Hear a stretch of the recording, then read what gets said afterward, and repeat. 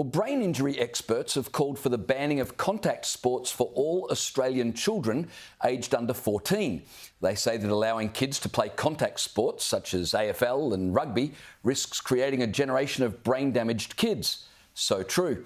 Much better to keep them indoors, scrolling through TikTok videos, and create a generation of brain-damaged kids that way. The call to ban contact sports comes in the wake of a Senate inquiry into concussions in professional football. The inquiry heard evidence that repeated head knocks, big and small, by which I mean the knocks, not the heads, can lead to a degenerative condition in the brain known as CTE. Brain injuries as a result of repeated concussions are an issue football codes around the world are now grappling with.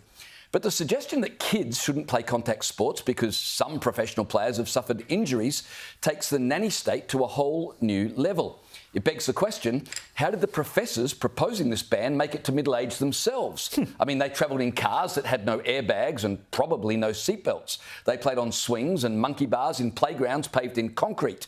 They rode bicycles with no helmets, drank water from bubble taps, climbed trees and played football without mouthguards or helmets.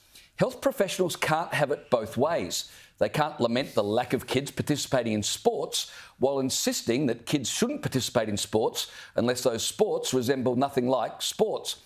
If we said boys were going to play marbles rather than AFL, health experts would likely warn that the kids might get thumb damage, so that too would be a no. Health professionals who preach that kids playing football shouldn't be allowed to tackle until they're 15 risk making football more dangerous, not safer.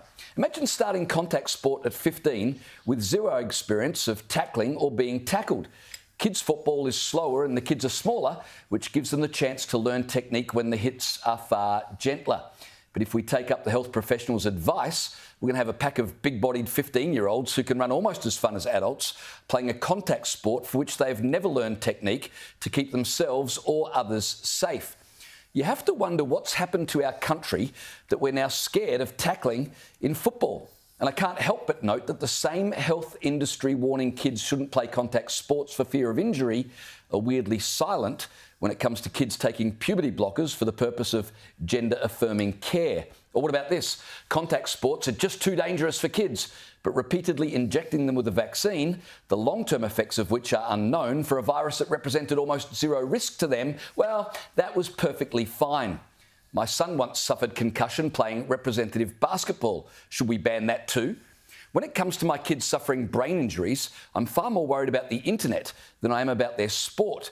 If you don't want your children playing a contact sport, well, don't let them. Bubble wrap your kids and have them throw marshmallows at each other before issuing them with a government-accredited participation award.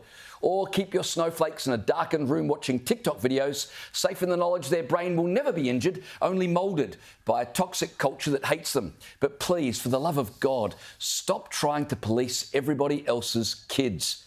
The only thing that needs to be stopped are overreaching health bureaucrats desperate to control everyone else's life.